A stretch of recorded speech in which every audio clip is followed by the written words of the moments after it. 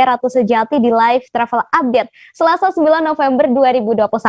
Sejumlah rekomendasi tempat wisata di Indonesia hingga tips traveling sudah Ratu siapkan khusus untuk Anda. Bersama sejumlah reporter kami dari berbagai daerah di Indonesia, inilah Live Travel Update selengkapnya. Sebelum berkeliling Indonesia, alangkah baiknya kita ngopi dulu ya Tribuners. Di Minahasa ada kafe bergaya milenial yang asik untuk nongkrong dan menghabiskan waktu bersama teman-teman ataupun keluarga. Exit Cafe and Resto di Kelurahan Kendis, Tondano, Minahasa. Katanya suasananya nyaman banget dan ada banyak sekali menu yang disajikan di sana. Selengkapnya ada Major di sana. Halo, selamat sore Major. Ya, halo Ratu. Baik, Major boleh digambarkan seperti apa suasana di Exit Cafe and Resto ini? Oh ya, baik rekan Ratu. Jadi ini Exit Cafe dan Resto ini merupakan salah satu cafe favorit di Kabupaten Minahasa, khususnya di Tondano.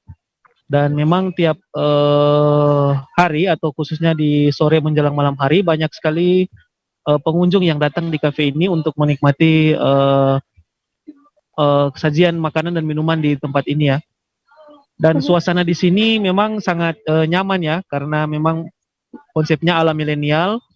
Kemudian ada juga diiringi dengan lagu-lagu atau musik di sini, live music juga ada.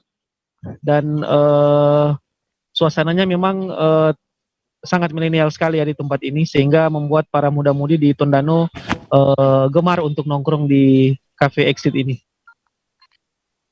Baik, lalu Major, saya ingin tahu apakah menu favorit yang ada di kafe tersebut dan apakah kafe ini memiliki signature menu begitu?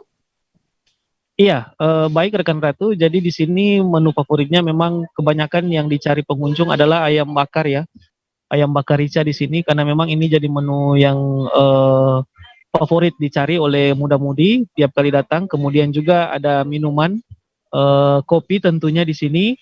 Kemudian ada juga minuman-minuman lain seperti jus alpukat dan jus sirsak. Kemudian ada juga menu atau minuman bir ya, karena kafe ini memang buka di malam hari, jadi disediakan juga bir bagi pengunjung yang ingin menikmati minuman tersebut. Lalu Major, boleh disebutkan apa sih yang membedakan kafe ini dengan kafe-kafe lainnya? Karena kan seperti kita tahu ya bahwa kafe dan juga coffee shop ini sekarang sedang menjamur sekali begitu. Iya, di sini memang yang membedakan dari kafe-kafe yang lain suasananya mungkin ya, karena suasananya sangat milenial sekali. Jadi para muda-mudi suka nongkrong di sini. Kemudian ada live musiknya juga, ada ornamen-ornamen juga, karya-karya seni yang ditampilkan di sini, dan seperti kata-kata motivasi dan sebagainya, sehingga para anak muda betah untuk nongkrong di tempat ini ya, rekan Ratu. Kemudian Major, ini yang paling penting ya, boleh disebutkan lokasi tepatnya dari kafe ini dan juga akses menuju ke sana. Silakan Major.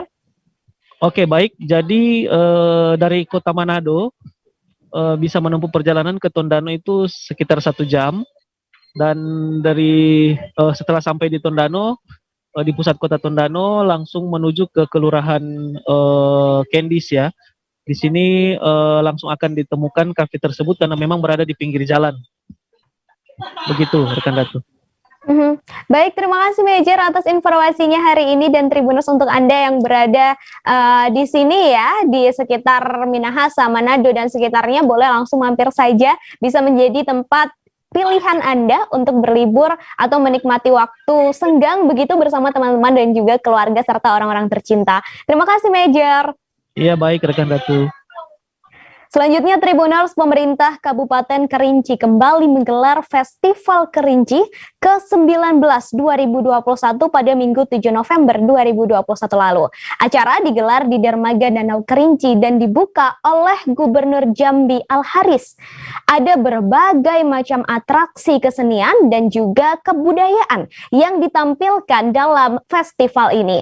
Selain itu, ada beberapa cabang perlombaan seni budaya daerah juga yang dipertandingkan Tribuners. Tampaknya sangat menarik ya. Langsung saja sudah ada Heru Pitra yang terhubung saat ini untuk berbagi ceritanya. Halo, selamat sore Heru.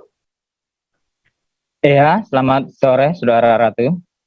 Baik Heru, saya penasaran dengan Festival Kerinci ini. Boleh dijelaskan digelar selama berapa hari dan apakah ini merupakan acara rutin begitu? Iya, Saudara Ratu. Ya, Festival Kerinci digelar selama 3 hari, dimulai sejak tanggal 7 kemarin sampai dengan tanggal 9 hari ini penutupannya.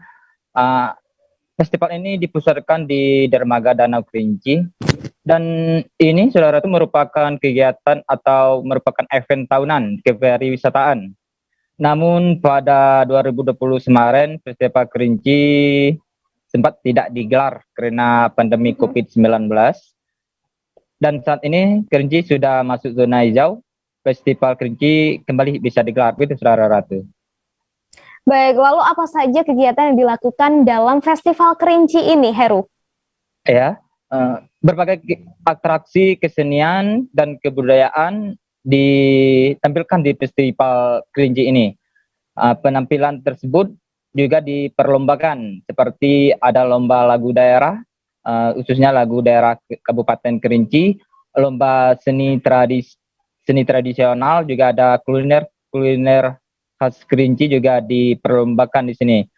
Festival Kerinci cukup meriah, apalagi saat penampilan seni tradisi yang ditampilkan dari berbagai desa yang ada di Kabupaten Kerinci tampil di sini, seperti tari gagah harimau yang penuh mistik, dan itu sangat memukau penonton, Saudara Ratu.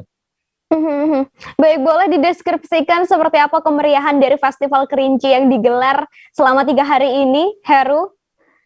Ya, selama 3 hari ini masyarakat memang ramai datang untuk menyaksikan Festival Kerinci ini, terutama ingin menyaksikan atraksi-atraksi seni tradisional yang umumnya diketahui di Kabupaten Kerinci ini memang penuh dengan mistisnya gitu, Saudara Ratu. Lalu Heru, hari ini kan hari terakhir festival digelar begitu kan? Lalu boleh disebutkan apa saja agendanya, Heru, untuk penutupan? Ya, Saudara Ratu, untuk hari penutupan tidak banyak agenda yang akan ditampilkan, cuma ada penutupan dan pemberian hadiah bagi para pemenang, seperti pemenang lomba lagu daerah, lomba seni tradisional, dan juga lomba kuliner. Itu di pemberian dia. Nanti pemenang di hari terakhir ini nanti akan ditampilkan kembali, dan itu akan dilakukan sore ini, begitu Tribur, Saudara Ratu. Baik, lalu Heru, saya ingin tanya, ini kan event yang digelar tahunan begitu ya? Apakah memang digelar setiap akhir tahun, tepatnya di bulan November begitu, atau memang bulannya akan digelar di bulan yang berbeda-beda begitu setiap tahunnya? Jadi agar Tribuners yang ingin menyaksikan festival ini bisa datang langsung begitu? Ya, Festival Kerinci biasanya digelar di saat HUT-nya Kabupaten Kerinci, yaitu pada tanggal di awal bulan November. Biasanya digelar untuk memeriahkan HUT, juga digelar Festival Kerinci. Namun jika ada kendala juga ada, kadang-kadang juga akan dilakukan perubahan, tidak terlalu di bulan November, tergantung dengan kondisi di daerah, begitu Saudara Ratu. Baik, terima kasih Heru atas informasinya hari ini, dan Tribuners, tadi Heru juga sempat melakukan wawancara dengan Gubernur Jambi Al Haris. Berikut liputannya untuk Anda. Itu adalah nah, kemudian kita juga berharap Kerinci ini yang paling tinggi nilai jualnya pertama pertanian, yang kedua berwisata, ya kan? Nah, kalau dua ini hidup maka Kerinci akan luar biasa. Kalau lumpuh saja perwisatanya, dengan pertanian, untung kita punya padi yang cukup, cabai itu semua cukup. Artinya COVID melanda kita tidak begitu terasa oleh warga kita di Kerinci. Tapi kita belum bisa dapat masukan karena kita masih membuka kota kita. Nah, insya Allah ke depan dengan kondisi yang sudah mulai pulih ini dan event-event sudah kita buka lagi, nah, gairah kita di bidang wisata kembali seperti semulanya, ya, itu aja. Bagus. ke depan dukungan provinsi untuk sektor Ya, pariwisata jelas. Kerinci seperti apa? Pertama, kita tadi sudah ngomong dengan anggota DPR kita, jadi tentu kita akan membantu Kerinci. Pertama tadi kita sudah sepakat dengan Dewan untuk melestarikan perahu wisata di Danau Kerinci. Itu penting ya. Yang kedua juga infrastrukturnya, karena tidak mungkin akan maju tanpa infrastruktur gitu kan. Nah, insya Allah mudah-mudahan saya dan Dewan Komitmen dan Bupati dan Komitmen, insya Allah kita sama-sama untuk Kerinci ya. Oke, yuk, Bapak mau tinggal. Baik, selanjutnya Tribuners musim durian sudah tiba. Ini kabar gembira ya untuk Anda pecinta durian, karena ada satu lokasi yang sangat wajib untuk dicoba. Lokasinya ada di Kota Palembang, bernama Palembang Harum. Di sini Anda nggak hanya bisa menikmati durian secara langsung, tetapi juga bisa menikmati durian olahan. Ternyata Tribuners, durian olahan itu juga nggak kalah enak loh dengan makanan durian langsung. Di sini Anda bisa menikmati durian olahan yang diberi nama Durfave atau durian favorit. Aduh, jadi penasaran banget ya. Langsung saja sudah ada Linda dari Tribun Lampung di sana. Halo, selamat sore Linda. Ya, selamat sore Ratu. Baik Linda, bisa diceritakan tentang Durfave Ya, sore. ini sebenarnya apa begitu? Oke, Halo, Linda. di Kota Palembang. Ya, halo. Baik, silakan halo. Linda. Ya, di Kota Palembang ada tempat khusus nih yang menyediakan makanan khas Palembang. Namanya Palembang Harun. Nah, di Palembang Harun ini juga menyediakan menu Durfave, yang artinya yaitu durian favorit. Nah, durian favorit ini teksturnya, bentuknya, rasanya itu sama seperti durian. Nah, Durfave ini durian asli. Bentuknya, kalau dari segi bentuk, mirip seperti biji durian. Dan untuk warnanya kuning keemasan seperti biji durian juga. Nah, untuk bagian kulitnya berupa pastry yang diisi durian asli. Bahkan ketika dibuka, aroma duriannya terasa dan isiannya berlimpah. Jadi ketika dinikmati atau dimakan, rasanya akan terasa seperti durian asli. Begitu, Ratu. Baik, kemudian boleh diinformasikan soal harganya dan sudah sampai kemana saja penjualan Durfave ini? Ya, untuk harganya sendiri dijualnya per paket. Isi satu paketnya itu ada 6 pieces dengan harga 33.000. Nah, untuk penjualannya sendiri sebenarnya ini difokuskan di Kota Palembang, tapi bisa juga nih secara just tip. Untuk just tip sendiri sudah sampai ke Surabaya dan Medan. Begitu, Ratu. Baik, berarti memang untuk Durfave ini belum dikirimkan secara nasional begitu ya? Ya, betul, baru just tip. Lalu Linda, dalam sehari ini bisa terjual berapa banyak Durfave ini? Oke, untuk dalam sehari bisa 100 sampai 200 pieces. Nah, dapat saya informasikan juga nih, untuk duriannya ini digunakan durian lokal asli dari Sumsel. Namun memang jika tidak sedang musim bisa digunakan durian yang ada di Indonesia. Begitu, Ratu. Baik, tadi di video yang mungkin juga dilihat ya oleh Tribuner, saya melihat ada beberapa kue lain selain Durfave. Boleh disebutkan ada apa saja, Linda, yang dijual di Palembang Harum ini? Oke, di Palembang Harum ini kan memang menyediakan makanan khas Palembang nih. Misalnya ada juga nih seperti kojo, engkak ketan, beluder, manam syahmin, srikaya, dadar jiwo, kue 8 jam, kue lapis, dan kue khas Palembang lainnya. Nah, untuk harganya pun di sini cukup terjangkau ya. Ada mulai yang dari 2.000 sampai ratusan ribu untuk kue khas Palembangnya. Begitu, Ratu. Baik, terima kasih Linda atas informasinya hari ini. Ini bisa jadi oleh-oleh juga ya, salah satu opsi oleh-oleh untuk Anda yang berlibur di Palembang, lalu dibawa pulang begitu. Lalu Tribuners, tadi Linda juga sempat melakukan wawancara dengan owner Palembang Harum, Emar Dotila, dan juga pengunjung Fitria. Berikut liputannya untuk Anda.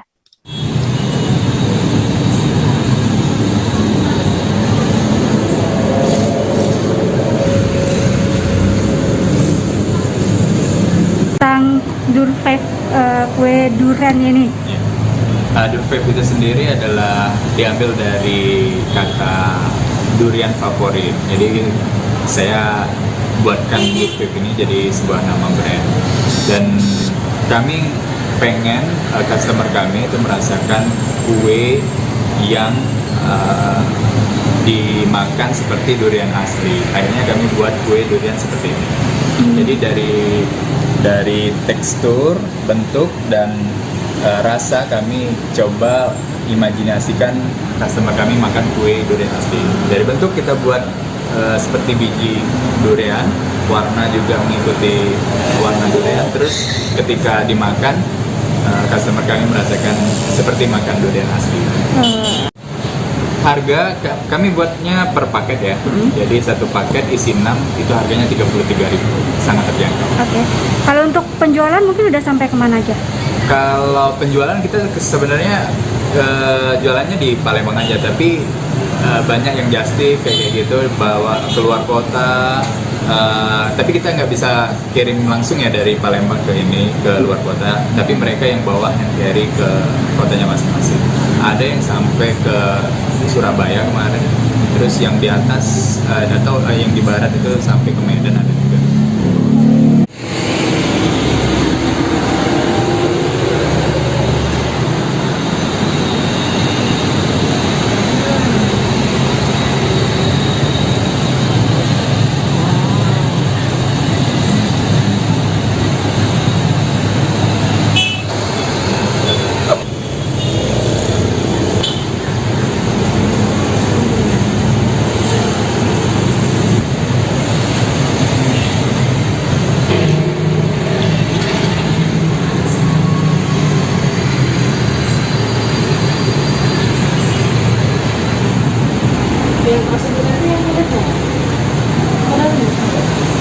Mbak ini menyicipi Dufan gimana rasanya?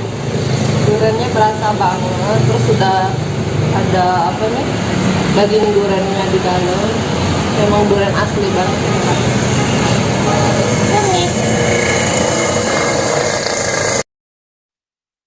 Dari Palembang Tribuners kita ke Jepara. Jadi di Jepara ada sebuah desa yang jadi penghasil kopi bernama Desa Tempur. Awalnya kopi dari daerah ini hanya diolah dan juga diproduksi untuk kebutuhan rumah tangga saja. Tetapi karena rasanya yang unik, kini kopi Tempur banyak diminati oleh masyarakat. Seorang warga asli Desa Tempur kemudian menceritakan asal-usul rasa unik yang dihasilkan dari kopi Tempur ini. Lahan kopi produktif yang ada di desa tersebut seluas 350 hektar dan bisa menghasilkan 600 ton setiap tahunnya. Keren ya Tribuners. Langsung saja kita ngobrol sama Yunan dari Tribun Jateng. Halo, selamat sore Yunan. Halo Yunan. Halo. Baik Yunan, boleh dijelaskan bagaimana budaya ngopi di daerah Tempur? Ya, oke. Daerah Tempur ini yang berada di Kecamatan Keling di Jepara ini memiliki, kalau soal minuman memang berbeda. Kebanyakan di Jepara itu umumnya rata-rata kalau menyajikan suguhan kepada tamu itu rata-rata teh hangat ya. Tapi kalau ketika kita masuk ke kawasan Tempur itu, ketika kita bertamu atau ada acara hajatan atau acara pernikahan, itu suguhan yang diberikan kepada tamu itu selalu kopi. Jadi waktu jagongan atau piket pos ronda itu mereka selalu ngopi. Jadi semelekat itu kehidupan warga Tempur dengan kopi, begitu. Lalu saya ingin tahu cerita kopi Tempur ini bisa dikenal oleh masyarakat luar Jepara. Berdasarkan penuturan dari Ali Ma'ruf, narasumber saya ini, karena Desa Tempur ini wisata alamnya indah sekali, jadi banyak teman-temannya yang main ke rumahnya dia gitu. Nah, ketika temannya itu mau pulang, dia selalu memberikan oleh-oleh kepada temannya berupa bungkusan kopi.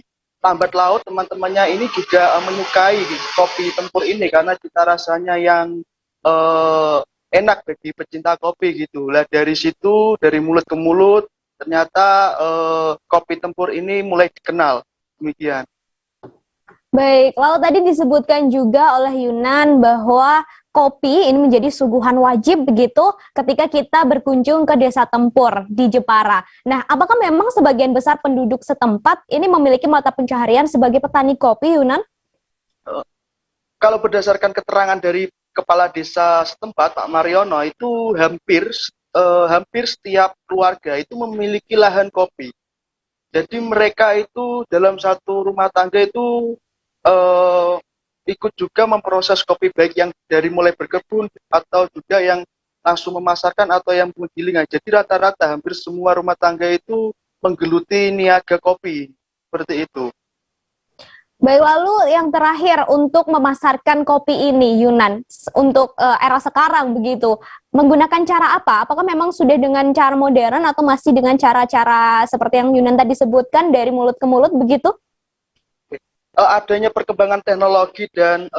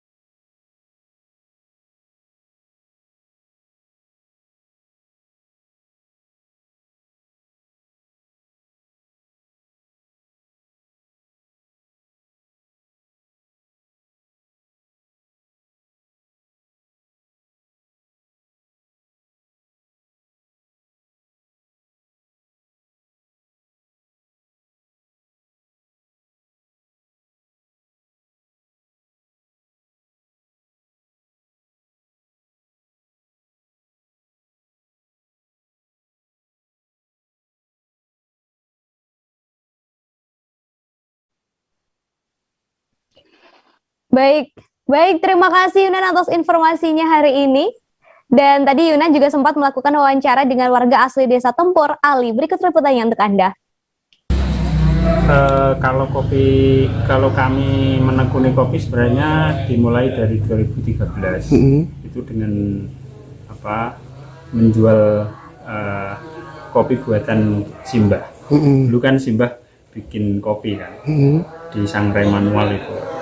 Nah, banyak teman yang suka, yang tanya terus suka kan. Akhirnya terus berkembang. Nah, mulai agak serius itu 2015. 2015 mulai yang panen petik merah itu. Panen petik merah. Waktu itu roasting masih saya roastingkan ke orang lain. Nah, 2016 akhirnya karena ada perkembangan banyak yang kesini untuk tanya-tanya tentang kopi, tapi belum ada tempat khusus. Akhirnya saya bikin warung kecil kan. Warung kecil itu ya yang sekarang Kedai Ali itu namanya. Ada di 2018 alhamdulillah bisa pengadaan alat roasting.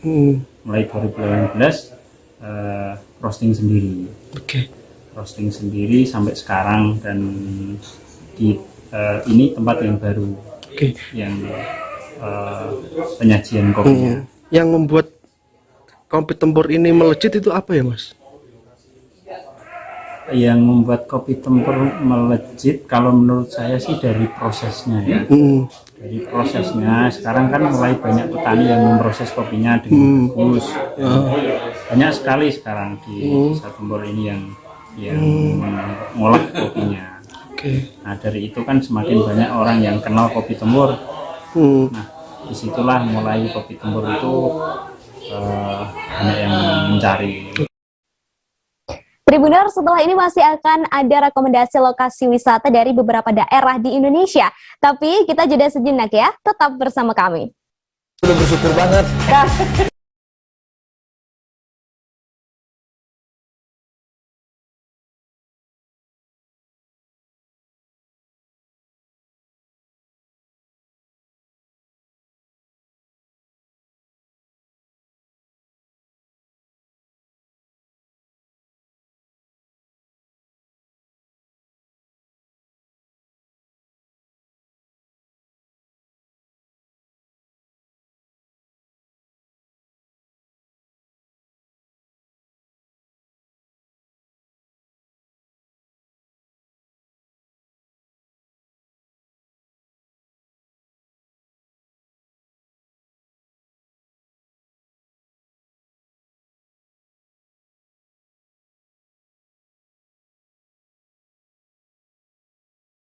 Kriteria.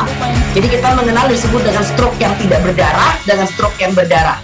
Stroke yang tidak berdarah itu biasanya ditandai dengan adanya penyumbatan. Kalau itu terjadi di sini mungkin pikirnya tidak ke situ kali ya, tapi kalau di Korea atau di Kamboja itu ada beberapa paper yang Saya itu mas, ya dulunya tukang koran. Oh gitu ya. Tukang koran. Ya saya baca itu Pak. Tuh kan pernah baca kan? Ya.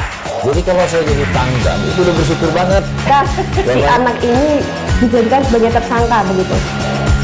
Ya, kalau ini kita bicara yang di luar kasus Sebongombo ya. Dikenal dengan nama hujan shower, di mana terdapat batas jelas antara daerah hujan dan tidak hujan yang biasanya terjadi pada fase awal mature stage atau tahap Berbahaya dewasa. itu Kang. Jadi mulai artinya terjadinya perlembekan. Nah itu untuk penetrasi akan sulit gitu ya. Dok, saya ini Menurut saya memang tidak mudah, bukan urusan tanah diambil. Kalau misalnya Amerika Serikat sekarang, Rasulullah mengatakan dalam sebuah hadis bahwa berpuasa di 6 hari Syawal itu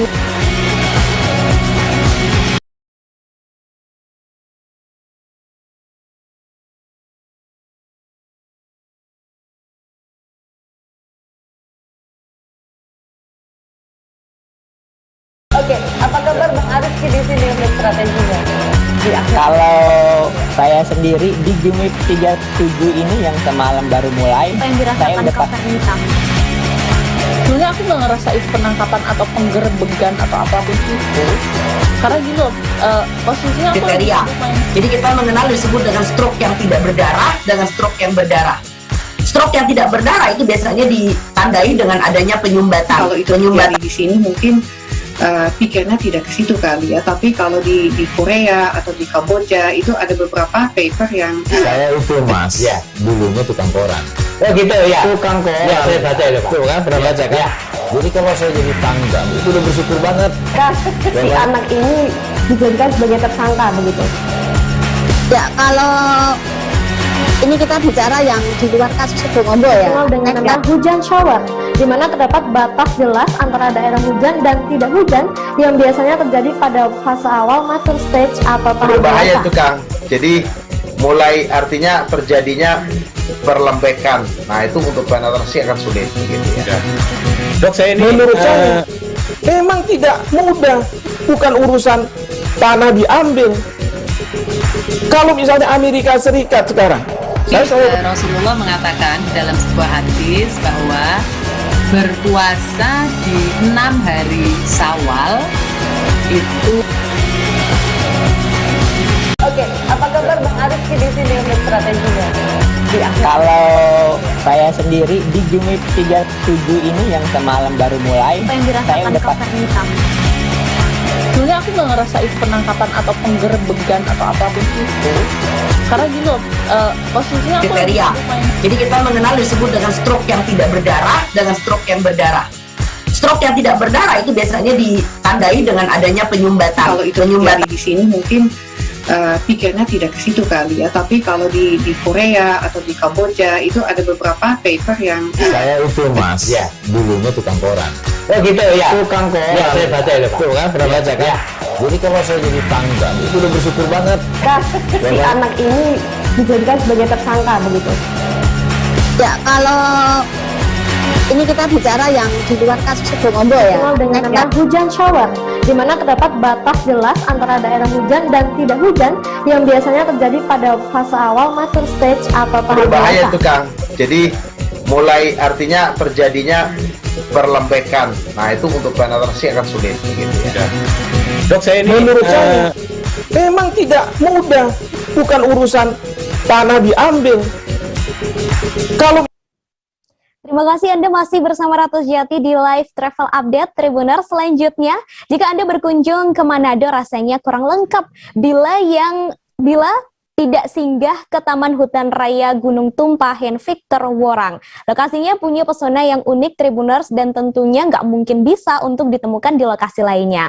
Jadi lokasi ini merupakan hutan wisata yang lengkap dengan aneka pepohonan dan satwa seperti babi hutan, tarsius, kemudian ada monyet, ada aneka burung, ular hingga biawak dan juga berbagai binatang lainnya. Nah, sementara itu untuk Anda yang hobi berwisata sejarah, Anda juga bisa menuju menuju ke Tugu HV Worang.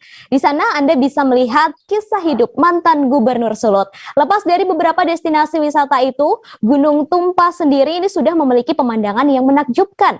Jadi sudah pasti nggak akan rugi ya kalau pergi ke lokasi ini. Supaya lebih jelas, sudah ada Arthur Rompis di sana. Halo, selamat sore Arthur.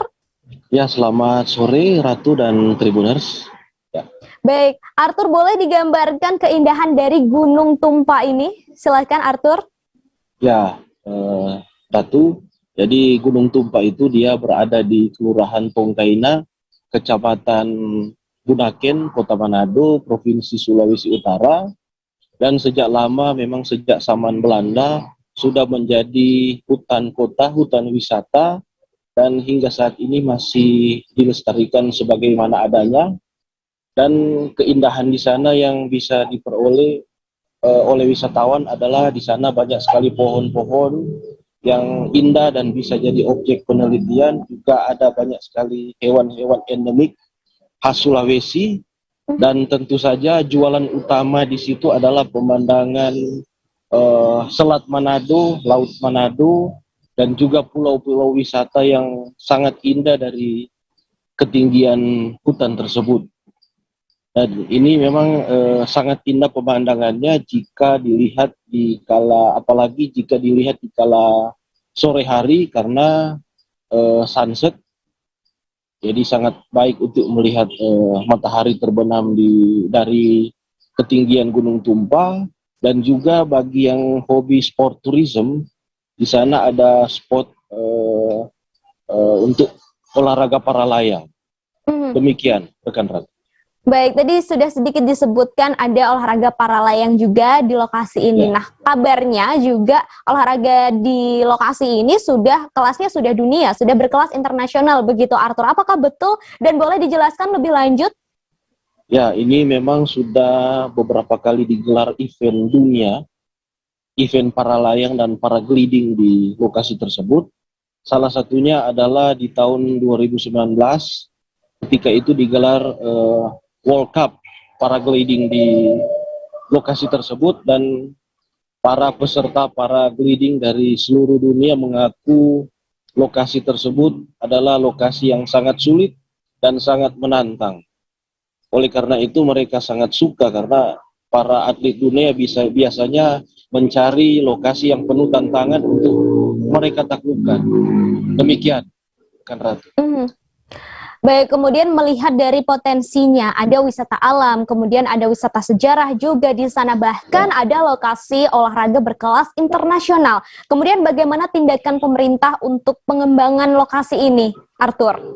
Ya, ini memang sebelum pandemi COVID, pemerintah Provinsi Sulut, Parang, pemerintah Kota Manado sudah menetapkan itu sebagai salah satu destinasi utama di Sulawesi Utara dan Kota Manado. Jadi anggaran sudah dikucurkan untuk diadakan pembangunan infrastruktur, namun memang agak terhenti di masa pandemi, dan sekarang itu pembangunan sudah dimulai kembali.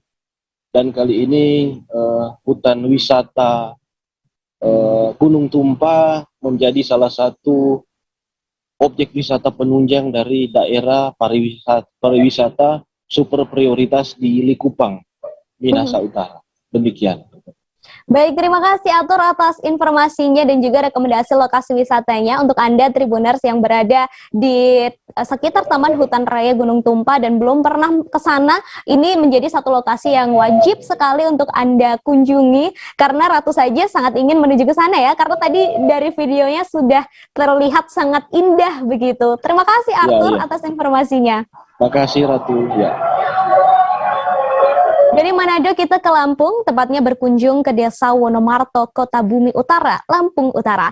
Ada satu bendungan bernama Tirta Sinta yang bisa jadi pilihan untuk berlibur Tribuners.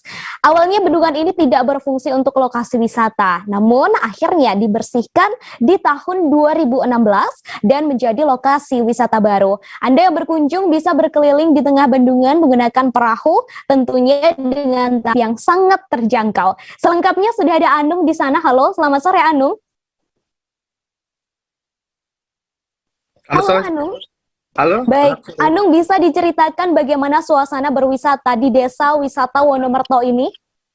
Ya, selamat sore Ratu. Di Desa Wonomerto ini menampilkan bendungan yang dibuat pada tahun 1972.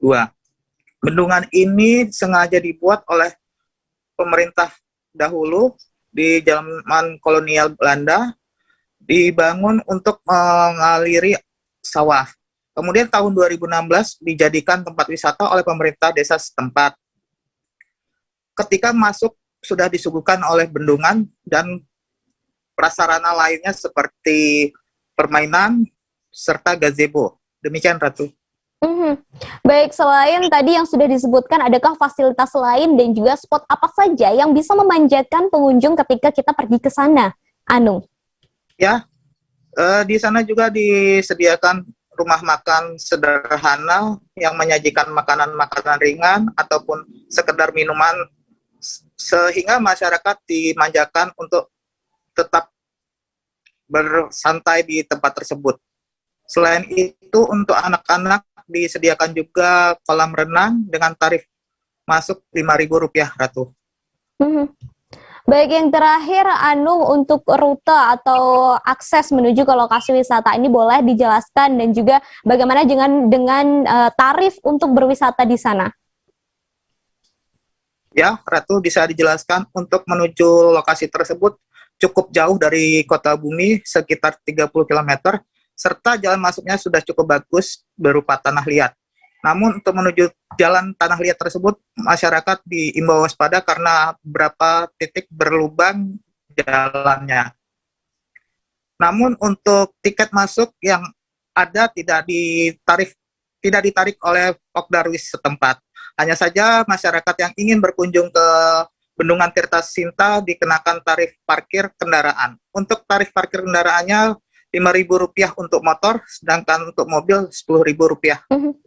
Demikian Ratu. Terima kasih untuk informasinya hari ini, Anung. Dan tadi Anung juga sempat melakukan wawancara dengan Kepala Desa Wonomarto, Waskita Yusika, dan juga Pokdarwis Desa Wonomarto, Suryana. Berikut liputannya untuk Anda.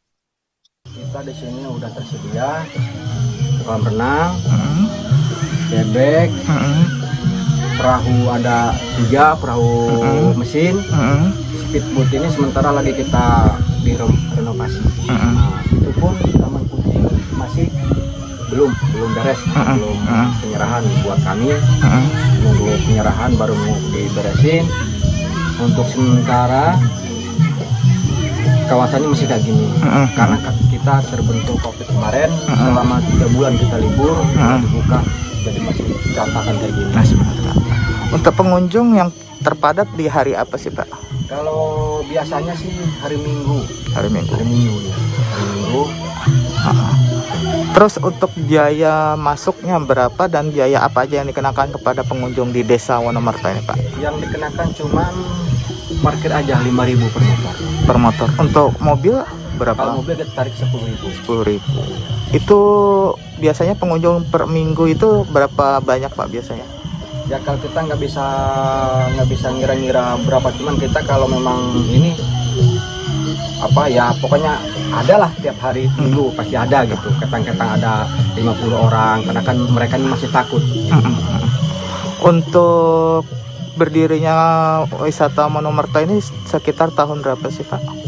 Kalau berdirinya sih saya kurang paham, cuman sekitar untuk dijadikan wisata, tempat wisata ini tahun berapa? Nah itu dia sekurang. Sejarah Bendungan Tirta Sinta, Desa Wonomarto, Kecamatan Kota Bumi Utara, Kabupaten Lampung Utara ini yaitu dibuat oleh TNI Angkatan Laut, ya. Pada saat itu ada program transmigrasi Angkatan Laut di wilayah Lampung Utara, tepatnya di Kecamatan Kota Bumi Utara ini, dan di Desa Wonomarto pada tahun 1972, ya, yaitu 50 orang pertama dulu transmigrasi Angkatan Laut di wilayah proximal ini, Desa Wonomarto. Dan pada saat itu beliau-beliau ini membuat bendungan, ya, bersama TNI Angkatan Laut, yang fungsinya untuk mengairi atau membuat sawah ya, mengairi persawahan. Membayangkan akhir pekan berlibur ke sebuah pulau tampaknya seru ya Tribuners. Ada satu pulau yang bisa Anda datangi nanti di akhir pekan yang ada di Batam. Pulau Mubu Darat di Kecamatan Galang, jadi lokasi favorit warga Batam untuk menikmati liburnya. Nah, pantai ini sangat indah karena pasirnya putih dan air lautnya juga sangat jernih Tribuners. Pemandangannya pun juga nggak kalah indah. Dan untuk Anda yang penasaran seindah apa, langsung saja sudah ada Hening di sana. Halo, selamat sore Hening. Selamat sore Ratu. Baik Hening, apa saja aktivitas wisata yang bisa dilakukan di Pulau Mubu Darat ini? Baik, terima kasih Tribuners. Saya akan menyampaikan bahwa di Kota Batam terdapat satu destinasi wisata namanya Pulau Mubu Darat, yang mana sudah cukup terkenal di kalangan warga Kota Batam. Pulau Mubu Darat ini dulunya adalah sebuah pulau yang sudah berpenduduk, namun masih dipenuhi dengan perkebunan dan juga hutan. Tetapi sejak tahun 2015, Pulau Mubu Darat ini mulai dibuka dan dibangun tempat wisata Pantai Mubu Darat di pulau tersebut. Nah, ketenaran dari Pulau Mubu Darat ini sudah diakui oleh warga Kota Batam karena memiliki daya tarik, yaitu pantainya yang sangat indah, berpasir putih dan juga berair jernih, sehingga sangat cocok untuk kegiatan berenang, snorkeling, juga memancing. Dan di sini pengunjung juga bisa melakukan kegiatan lainnya seperti melihat sunset dan juga bisa membangun kemah, bisa menaiki perahu bot keliling pulau, dan juga menyewa sampan dayung yang bisa digunakan sepuasnya dengan tarif yang terjangkau. Kemudian kawasan wisata ini juga menyediakan rumah-rumah pondok berwarna-warni yang bisa disewa apabila pengunjung hendak menginap di lokasi pulau. Demikian, Ratu. Kemudian Hening, saya penasaran kalau dari pusat Kota Batam menuju ke Pulau Mubu Darat ini aksesnya seperti apa? Baik Ratu, memang lokasi pulau ini cukup jauh dari pusat kota, tetapi kalau dari Pulau Galang, lokasinya sekitar 600 meter saja. Untuk pergi ke Pulau Mubu Darat dari pusat kota, kita bisa melewati Jalan Trans Barelang, di jembatan ketiga Barelang, itu nanti ada wilayah Kelurahan Sembulang di Kecamatan Galang.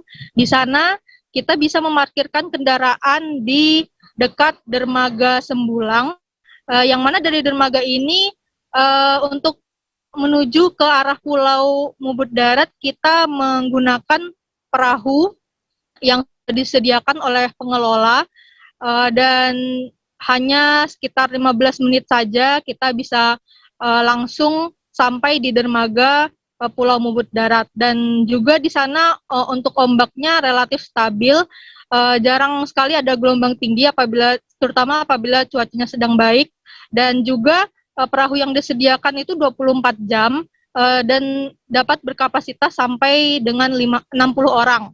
Untuk tiket masuknya dan perahu pulang perginya sendiri hanya 50.000 saja, dan biasanya dibayarkan langsung ketika kita sampai di dermaga Pulau Mubu Darat. Seperti itu, Ratu. Kemudian Hening, kabarnya tempat wisata ini sempat tutup waktu pandemi kemarin ya. Ya, apakah benar, dan untuk saat ini apakah sudah dibuka atau seperti apa, Hening? Baik, Ratu, ya benar. Menurut keterangan pengelola, wisata ini sempat tutup sementara, tetapi dalam waktu cukup lama, yaitu 2 tahun sejak kasus pertama COVID-19 muncul di Batam pada Maret 2020 lalu. Kemudian baru dibuka lagi di momen Lebaran Haji tahun ini, yaitu pada bulan Juli. Dan juga selama penutupan itu, para pengelola atau karyawan di tempat wisata Pantai Mubut ini kembali ke profesi awalnya, yaitu sebagai nelayan, dan mereka memenuhi kebutuhan hidup dengan berjualan ikan teri. Lalu sekarang pulau ini sudah dibuka kembali, lalu untuk kondisinya saat ini seperti apa? Baik, Ratu, sejak dibuka, pantai ini kembali menerima wisatawan dan kembali diramaikan oleh kunjungan wisatawan. Tetapi saat ini masih wisatawan yang datang itu masih wisatawan lokal, yaitu warga Kota Batam atau luar pulau, tapi di sekitar Kepri saja. Dan juga belum terlihat adanya wisatawan mancanegara maupun wisatawan Nusantara dari luar provinsi. Kemudian menurut pengelola juga biasanya tempat wisata ini cukup ramai di akhir pekan, yaitu di Sabtu Minggu atau hari-hari besar. Namun dalam kondisi pandemi ini jumlah kunjungan itu sangat merosot jauh dibandingkan dengan sebelum pandemi. Meski demikian, warga Batam terutama masih tetap antusias untuk berkunjung ke tempat wisata Pulau Mubur Darat ini. Demikian, Ratu. Terakhir, Hening, karena Pulau Mubur Darat ini kan bisa dikatakan cukup jauh dari pusat kota begitu ya. Ada nggak sih tips khusus yang diberikan dari Hening untuk Tribuners yang ingin menuju ke Pulau Mubur Darat ini? Silahkan, ada nggak?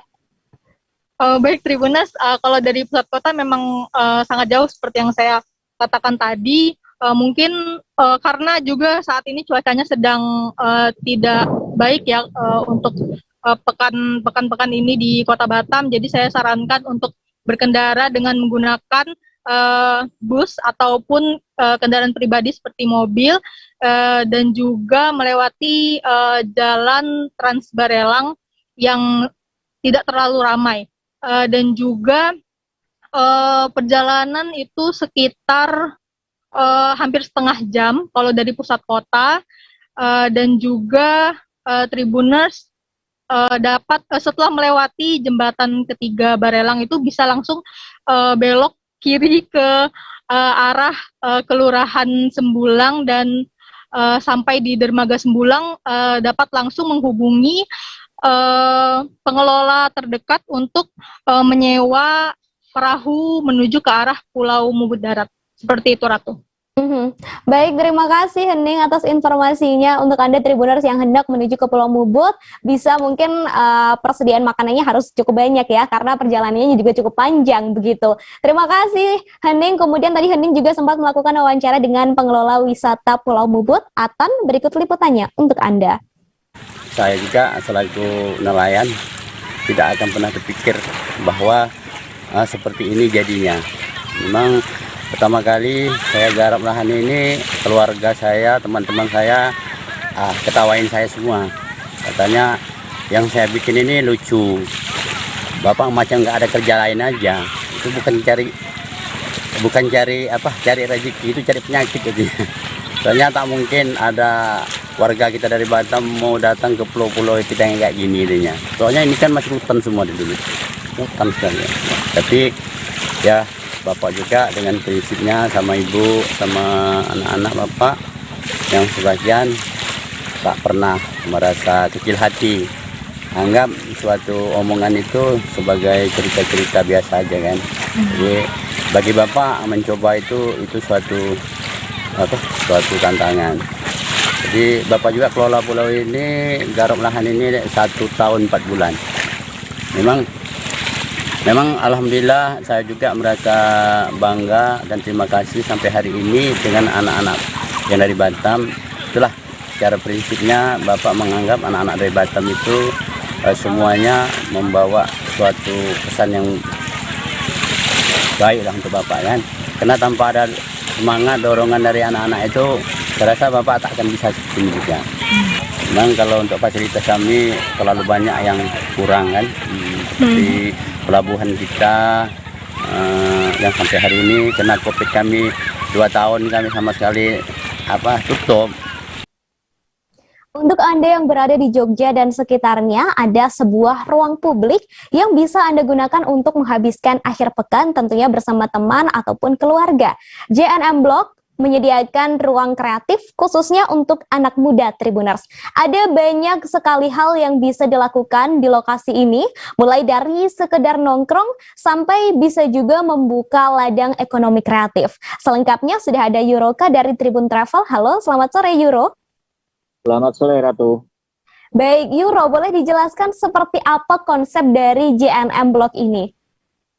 Nah, JNM Blok ini sebenarnya memiliki tujuan untuk membuat Jogja National Museum lebih hidup. Karena sebelumnya memang Jogja National Museum itu terkenal dengan pameran-pamerannya, namun hanya pada momen-momen tertentu. Nah, dengan adanya ruang kreatif di JNM Blok ini diharapkan dapat menghidupkan suasana Jogja National Museum nggak hanya pada momen-momen tertentu saja, tapi pada setiap momen ataupun setiap hari, karena memang banyak sekali kegiatan menarik yang bisa dilakukan di sini. Seperti itu, Ratu. Kemudian Euro, ada fasilitas apa saja di sana dan adakah kegiatan-kegiatan komunitas yang memang digelar secara rutin di lokasi tersebut?